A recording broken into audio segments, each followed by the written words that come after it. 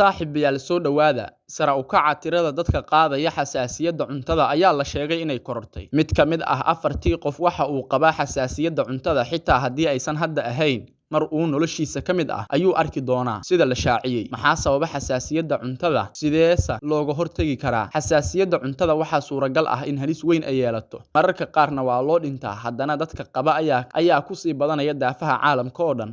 Maxaa sabab u ah? Sideesa looga hortagi karaa? Muuqaalkan ayaan saaxiibayaal daawadayaal idinkugu soo gudbin doonaaye soo dhawaada muuqaalkaana inoo sheer gareeya mahadsanidin si uu dad badan u gaaro muuqaalkaani. Xasaasiyadda ama allergiga cuntada waa arrin dhibaato iyo argagax leh. Dadka qaar waxayba ka qaadi karaan wax yar oo ay cunaan, ha noqoto xabad lows ah. Mid ka mid ah afartii qofba sida la sheegay waxa uu qabaa xasaasiyadda cuntada xitaa haddii aysan hadda ahayn. Mar uu noloshiisa ka mid ah ayuu arki doonaa. Tirada dadka qaba xasaasiyadda raashinka laga qaado ayaa sare u kacay si aan horay loo arag. Dad badan ayaa isbitaalada u tagaya xanuuno ay ka qaadaan wax ay cuneen, calool xanuun, wareer, finan, matag iyo wixii la mid ah. Dhakhtarka caafimaadka bara jaamacadda London ee la yiraahdo Graham Rock ayaa sidan yiri: si aan caadi ahayn ayay u badanaysaa tirada dadka qaadaya xanuunada cuntada. Waa xaalad la yaab leh. Mid ka mid ah aragtida la xiriira sare u kaca waxay sheegaysaa in sababta ay tahay dadka oo si weyn uga warhaya cuntada ay ku xanuunsadaan. Balse khabiir kale oo ku takhasusay xasaasiyadda kana tirsan jaamacadda Stanford oo buug markaa uu ka qoray allergiga ku sheegtay in sare u kac yahay. Balse khabiir kale oo ku takhasusay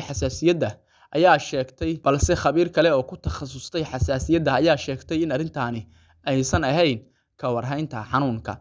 Ma ahan sababta in aan cudurka ka warhayno, balse maba ogin xitaa haddii aan ognahay. Taa ma noqosayso sababta ayay tiri.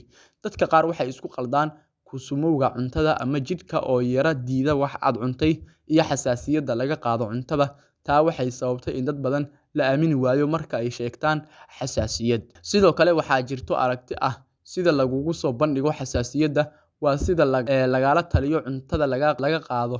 Xasaasiyadda xilliga uu sida weyn u soo shaac baxay waxaa carruurta laga ilaalin jiray lowska. Waxaa lagu sameeyay carruur da'doodu ay u dhaxaysay 4 ilaa 11 bilood iyo kuwa 5 sano jir ah. Kuwa waaweyn ay 80% ku dhacday xasaasiyadda lowska laga qaado. Xasaasiyadda cuntada laga qaado way kala duwan tahay, taa oo ku xiran bay'ada ama deegaanka. Waxaa lagu cadaystay in dalalka aysan dadkooduba cunin lowska uu ku yar yahay xasaasiyadda. Balse cilmi baarayaal ku sugan Jarmalka waxay heleen in carruurta marka ay dhalanayaan ay ku yar tahay fitamiin D-ga ay halis ugu jiraan xasaasiyad ka hor inta aysan gaarin 2 sano. Ayadoo xasaasiyadda cuntada ay sii badanayso, haddana weli way taagan tahay su'aasha ah siduu qofku uga badbaadi karaa allergiga laga qaado cuntada.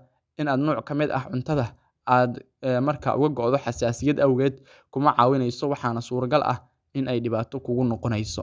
Saaxiibayaal, muuqaalkan inoo sheer gareeya bulsho badan oo Soomaaliyeedna inoo gaarsiiya. Waxaad kala daawanayseen Amni Official. Soo dhawaada.